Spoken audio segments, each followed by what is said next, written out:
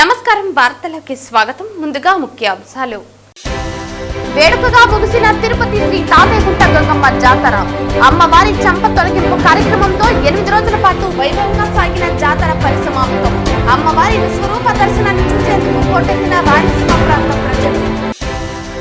మే 20న దేశవ్యాప్త సార్వత్రిక సమ్మెను గ్రామీణ హారతాలను జయప్రదం చేయండి. సిపిఐ ఎమ్మెల్యేలు డెమోక్రసీ రాష్ట్ర కమిటీ సభ్యులు వెంకటరత్నం పిలుపు. గృహ నిర్మాణంలో జిల్లాలో యాక్టివ్ బెనిఫిషియర్లను గుర్తించి నిర్మాణ పనులు ప్రారంభమయ్యేలా చర్యలు చేపట్టండి పేర్కొన్న చిత్తూరు జిల్లా కలెక్టర్ సుమిత్ కుమార్. వార్తల్లోని వివరాలు. తిరుపతి శ్రీ తాతయ్యగుంట గంగమ్మ జాతర వేడుకగా ముగిసింది. మే 14 బుధవారం ఉదయం అమ్మవారి విశ్వరూపానికి చంప తొలగింపు కార్యక్రమంతో 8 రోజుల పాటు వైభవంగా సాగిన జాతర పరిసమాప్తమైంది. అమ్మవారి విశ్వరూప దర్శనాన్ని చూసేందుకు రాయలసీమ ప్రాంతం రాష్ట్రం నలుమూల నుంచే కాకుండా పలు రాష్ట్రాల నుంచి కూడా జనం పోటెత్తారు. ఆలయంలోని విశ్వరూప స్తూపానికి గంగమ్మ విశ్వరూపాన్ని తయారు చేశారు. ఆలయం ముందు భాగంలో గంగమ్మ బొమ్మ తయారీలో దళితులు, కుమ్మరి, కంసాలి, చాకలి, మంగలి, గొల్ల వంటి మిరాసిదారులు పాల్గొంటారు. గంగమ్మ బొమ్మకు కావలసినంత బంకమట్టిని పక్కనే ఉన్న కుమ్మరి వాళ్ళు ఆచారులకు అందించడం ఆనవాయితీ. ఆచారులు నీలిమందు నూనెను రంగరించి గంగమ్మ ముఖానికి నీలిరంగును అద్దారు. బంగారు పూత పూసిన చేప ఆకారంలో చెక్కిన ముక్కెలను అలంకరించారు. బంగారం రంగురేకుల చెవులను గంగమ్మ బొమ్మకు జోడించారు. చెవులకు బంగారంలా మెరిసే సింగపూరు రేకుతో చేసిన కమ్మలు, జుంకెలను అలంకరిస్తారు.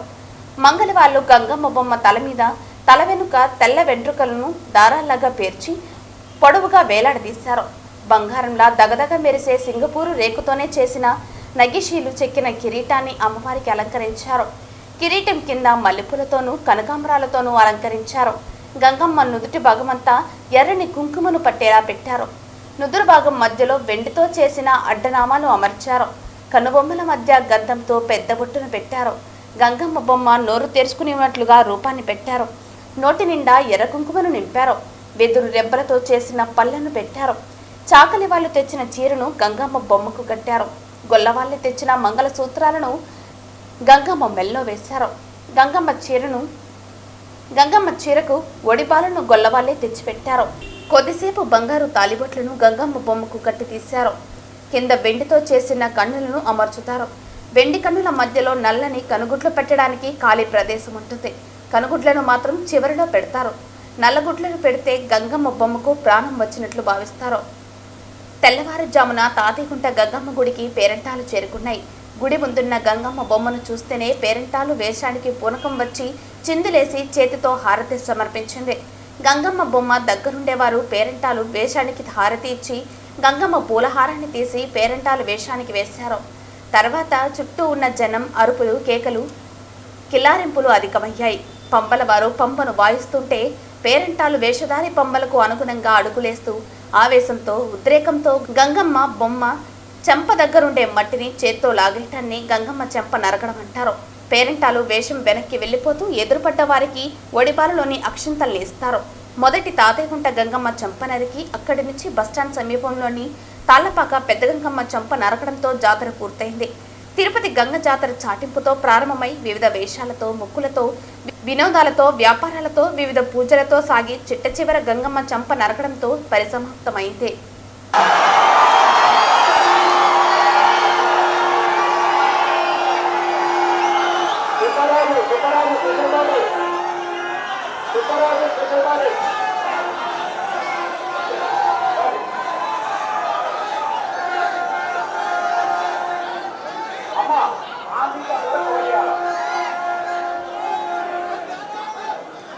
గృహ నిర్మాణాలకు సంబంధించి జిల్లాలో యాక్టివ్ బెనిఫిషియర్లను గుర్తించి వారిచే గృహ నిర్మాణాలు చేపట్టేలా చర్యలు తీసుకోవాలని హౌసింగ్ అధికారులను చిత్తూరు జిల్లా కలెక్టర్ సుమిత్ కుమార్ ఆదేశించారు. బుధవారం జిల్లా సచివాలయంలోని సమావేశపు మందిరంలో గృహ నిర్మాణ పురోగతిపై హౌసింగ్ అధికారులతో జిల్లా కలెక్టర్ సమీక్షా సమావేశం నిర్వహించారు. ఈ సందర్భంగా జిల్లా కలెక్టర్ మాట్లాడుతూ జిల్లాలో గృహ నిర్మాణాల పట్ల సరైన యాక్టివ్ బెనిఫిషియర్లను క్షేత్రస్థాయిలో పరిశీలించి గుర్తించాలని, లబ్ధిదారులకు ప్రభుత్వం అందిస్తున్న సబ్సిడీ రుణాల మంజూరుపై అవగాహన కల్పించి త్వరితగతిన గృహ నిర్మాణాలు ప్రారంభించేలా చర్యలు చేపట్టాలన్నారు. ఇంజనీరింగ్ అసిస్టెంట్లతో సమన్వయం చేసుకుని గృహ నిర్మాణాల పురోగతిని సమీక్షించుకోవాలని ఆదేశించారు. జిల్లాకు మొత్తం 77,366 గృహాలు మంజూరు కాగా ఇందులో 50,539 గృహాలు పూర్తి కాగా 8,562 గృహాలు పునాది స్థాయిలో, 4,504 గృహాలు రూఫ్ లెవెల్లో ఉన్నాయన్నారు. నిర్మాణాలు పూర్తయిన గృహాలకు సంబంధించి ఎఫ్టీఓలు జనరేట్ చేయాలని సూచించారు. ఎఫ్టీఓ జనరేట్ చేసిన బిల్లుల చెల్లింపు త్వరితగతిన జరుగుతుందని తెలిపారు. ఈ సమావేశంలో housing PD Gopal Nayak, housing EE, DE, ఏఈలు తదితరులు పాల్గొన్నారు.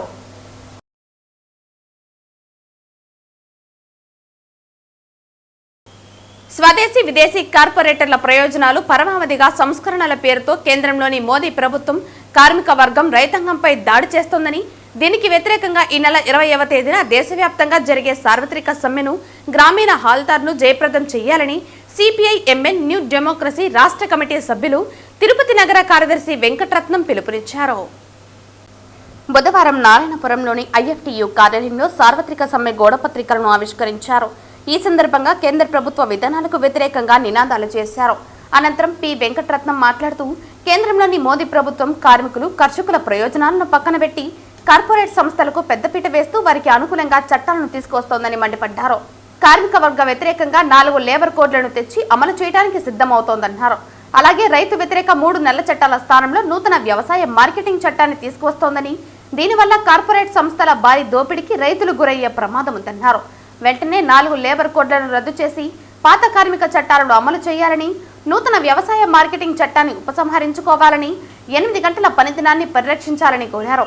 ప్రభుత్వ రంగ సంస్థల ప్రైవేటీకరణ యత్నాలను తక్షణం మానుకోవాలని, కార్మికులకు కనీస వేతనం 26,000 ఇవ్వాలన్నారు. వీటితో పాటుగా ఇతర డిమాండ్ల సాధన కోసం ఈ నెల 20న జరిగే దేశవ్యాప్త సార్వత్రిక సమ్మెలో కార్మికులు, కర్షకులు పెద్ద ఎత్తున పాల్గొని జయప్రదం చేయాలని ఆయన పిలుపునిచ్చారు. ఈ కార్యక్రమంలో ఏఐకేఎంఎస్ తిరుపతి జిల్లా అధ్యక్షులు వెంకయ్య, పిఓడబ్ల్యూ తిరుపతి జిల్లా కన్వీనర్ అరుణ, ఐఎఫ్టియు తిరుపతి కన్వీనర్ లోకేష్, అంగన్వాడీ నాయకురాలు గంగాదేవి, అలాగే వెంకటస్వామి, లక్ష్మి తదితరులు పాల్గొన్నారు. అఖిల భారత సార్వత్రిక సమ్మె జయప్రదం చేయాలని చెప్పి ఈరోజు ఐఎఫ్టియు ఏఐకేఎంఎస్ నాయకత్వాన వాల్ పోస్టర్లు విడుదల చేస్తున్నాం. ప్రధానంగా దేశవ్యాప్తంగా కార్మికులు, కర్షకులు తీవ్రమైనటువంటి ఇబ్బందులు ఎదుర్కొంటున్నారు. మోడీ ప్రభుత్వం 40 కార్మిక చట్టాలను రద్దు చేసి 4 కోట్లుగా విభజించి కార్మిక వర్గానికి హక్కులు లేకుండా చేస్తుంది. అలాగే వ్యవసాయ రంగానికి 3 నల్ల చట్టాలను తీసుకొచ్చి రైతులను తీవ్రమైన వేదనకు గురి చేస్తుంది. ఈ పరిస్థితిలో ప్రభుత్వ రంగాన్ని ప్రైవేటీకరణ చేస్తూ తీవ్రమైనటువంటి ఇబ్బందులు పాలు చేస్తుంది. ప్రజలు రోజువారీ బతుకు తెరువు పెరుగుతున్నటువంటి ధరలకు అనుగుణంగా వాళ్ళ వేతనాలు లేకుండా నిజ వేతనాలు పడిపోయి, కొనుగోలు శక్తి పడిపోయి తీవ్రమైన భారాలతో అవస్థలు పడుతున్నారు. ఈ క్రమంలో మే 20వ తేదీన జరిగేటువంటి సార్వత్రిక సమ్మెలో కార్మికులు, ఉద్యోగులు, కర్షకులు అందరూ కూడా ఏకగ్రీవంగా ఈ సమ్మెలో పాల్గొని జయప్రదం చేయాలని చెప్పి CPI new democracy, IFTU, AIKMS విజ్ఞప్తి చేస్తుంది. ఆంధ్రప్రదేశ్ మెడికల్ కౌన్సిల్ చైర్మన్ గా బాధ్యతలు స్వీకరించిన తిరుపతికి చెందిన డాక్టర్ శ్రీహరిరావు బుధవారం ఉదయం తిరుపతి శ్రీ తాతయ్యగుంట గంగమ్మను దర్శించుకున్నారు. ఆయనకు బీజేపీ జిల్లా సాంస్కృతిక విభాగ కన్వీనర్ గుండాల గోపీనాథ్ రెడ్డి ఆధ్వర్యంలో ఆలయం వద్ద స్వాగతం పలికి దర్శన ఏర్పాట్లు చేశారు. ఆయనకు బీజేపీ జిల్లా సాంస్కృతిక విభాగ కన్వీనర్ గుండాల గోపీనాథ్ రెడ్డి ఆధ్వర్యంలో ఆలయం వద్ద స్వాగతం పలికి దర్శన ఏర్పాట్లు చేశారు. ఏపీ మెడికల్ కౌన్సిల్ చైర్మన్ గా బాధ్యతలు చేపట్టి మొట్టమొదటిసారిగా కార్యాలయానికి వెళ్తున్న డాక్టర్ శ్రీహరిరావుకి గంగమ్మ తీర్థ ప్రసాదాలను అందజేశారు. గంగమ్మ ఆశీస్సులతో డాక్టర్ శ్రీహరిరావు మరిన్ని ఉన్నత పదవులు స్వీకరించాలని ఆకాంక్షించారు. ఈ కార్యక్రమంలో బీజేపీ జిల్లా సాంస్కృతిక విభాగ కన్వీనర్ గుండాల గోపీనాథ్, బీజేపీ జిల్లా ఎస్సీ మోర్చా కార్యదర్శి మల్లారపు రవిప్రసాద్, బీజేపీ నార్త్ మండల అధ్యక్షులు లోక ప్రభాకర్ నాయుడు తదితరులు పాల్గొన్నారు. అందరికీ గంగమ్మ జాతర శుభాకాంక్షలు. ఈ తాతయ్యగుంట గంగమ్మ దేవస్థానం వారి ఆధ్వర్యంలో ప్రతి సంవత్సరం కూడా మే మాసం 2వ వారం మంగళవారం నుండి మన జాతర కార్యక్రమం జరుగుతాయి. ఎంతో మహోత్సవంగా జరిపేటువంటి గంగ జాతరలో పాల్గొనడం ఈరోజు నా అదృష్టంగా భావిస్తున్నాను. గతంలో మామూలుగా ఆ దేవతని ప్రార్థించేవాళ్ళం, నాకు మంచి అవకాశం రావాలి, మంచి ఉన్నత స్థానం రావాలని కోరుకుంటే ఈరోజు ఒక ఏపీ మెడికల్ కౌన్సిల్ చైర్మన్గా ఈరోజు ఈ కార్యక్రమంలో ఆ మహాతల్లి దర్శనం భాగ్యం కలగటం నా అదృష్టంగా భావిస్తూ ఉన్నాను. మనం చూస్తే అందరూ కూడా ఆరోగ్యాలు ఉండాలని చెప్పనేసి, అష్టైశ్వర్యాలు ఉండాలని చెప్పని ప్రతి ఒక్కరు కూడా గత వారం రోజులుగా ఈ గంగమ్మ తల్లి యొక్క జాతరని మహోన్నతంగా మహోత్సవంగా జరుపుకున్నాం. రకరకాల వేషధారణలతోటి ఈ ప్రాంతం ప్రజలకి ఎన్నో తరాలుగా వస్తున్న ఆచారాన్ని ఈరోజు మనం ఏవైతే సంస్కృతి సాంప్రదాయాలను పాటిస్తూ చేయాలని చెప్పనే ఉద్దేశంతో ఈ గంగమ్మ జాతరని ప్రతి సంవత్సరం కూడా మన తిరుపతి వాసులు ఈ కార్యక్రమానికి పరిసరాలు ఉన్నటువంటి బంధువులు అయితేనేమి ప్రజలైతేనేమి తండాలాగా వచ్చేసి ఆ గంగమ్మ ఆశీస్సులు పొందుతూ ఉంటారు. అటువంటి ఆశీస్సులు పొందిన అవకాశం కలిగింది. నాకు మరొకసారి హృదయపూర్వక ధన్యవాదాలు, కృతజ్ఞతలు తెలియజేస్తున్నాను. నమస్కారం. అదేవిధంగా నేను 7వ తారీఖున ఛార్జ్ తీసుకొని ఈరోజు మొట్టమొదటిసారిగా ఆఫీస్కి వెళ్తున్న సందర్భం కూడా రావటం, అది కూడా నేను మహాభాగ్యంగా భావిస్తున్నాను. మనం చూస్తే ఈరోజు విజయవాడలో నేను నా ఆఫీస్కి ఎంటర్ ఈరోజు నుండి విధులు నిర్వహించేదానికోసంగా తిరుపతి నుండి బయలుదేరుతున్న సందర్భంగా ఇక్కడ రావటం కూడా నేను మహాభాగ్యంగా భావిస్తూ ఉన్నాను. కాబట్టి నీకు అవకాశం కల్పించిన పెద్దలందరూ ఉన్నారు ఇక్కడ. మన గోపీనాథ్ గారు అయితేనేమి, అన్నగారు, వీళ్ళందరూ కూడా ఇక్కడ, సుబ్రహ్మణ్య అన్నగారు, రమణ, అదేవిధంగా రవి, మన ప్రభాకర్ గారు, అందరూ సుబ్రహ్మణ్యం అందరూ, సుబ్రహ్మణ్యం అందరూ ఉన్నారు. వీళ్ళందరూ కూడా నా హృదయపూర్వక కృతజ్ఞతలు, నమస్కారాలు తెలియజేస్తాను. Thank you. విజయవాడ CCLA కార్యాలయం నుంచి బుధవారం రీసర్వే, రెగ్యులైజేషన్ జీవో, అన్ని ఆన్లైన్ దరఖాస్తులు, రీవెరిఫికేషన్, హౌస్ సైట్ పట్టా లబ్ధిదారులు, నీటి పన్ను వంటి అంశాలపై అన్ని జిల్లాల కలెక్టర్లతో అదనపు CCLA Nakkala Prabhakar Reddy video conference ద్వారా నిర్వహించిన సమీక్షకు చిత్తూరు జిల్లా కలెక్టరేట్ నుండి జిల్లా land records survey AD Jayaraj, Chittoor జిల్లా collector Sumit Kumar video conference లో పాల్గొన్నారు. హౌస్ సైట్స్ కు అర్హులైన ప్రతి లబ్ధిదారుని గుర్తించాలన్నారు. మీ జిల్లా పరిధిలో ప్రజాప్రతినిధుల ఆధ్వర్యంలో కార్యక్రమాలను నిర్వహించాలని, మీ జిల్లా పరిధిలో జరిగిన కార్యక్రమాల వివరాలను CCLAకు పంపించాలని జిల్లా కలెక్టర్కు సూచించారు. జిల్లా కలెక్టర్ మాట్లాడుతూ, రీసర్వేకి సంబంధించిన ప్రతి ఫైల్ జాయింట్ కలెక్టర్ గారు వెరిఫికేషన్ చేయడం జరుగుతుందని, ప్రైవేటు భూములు మరియు కోర్టు కేసుకు సంబంధించిన భూములు వాటిని పరిశీలించి రీసర్వే పూర్తి చేయడం జరుగుతుందని తెలిపారు. ఈ వీడియో కాన్ఫరెన్స్ లో DRO Mohan Kumar, collectorate AO Kulasekhar తదితరులు పాల్గొన్నారు.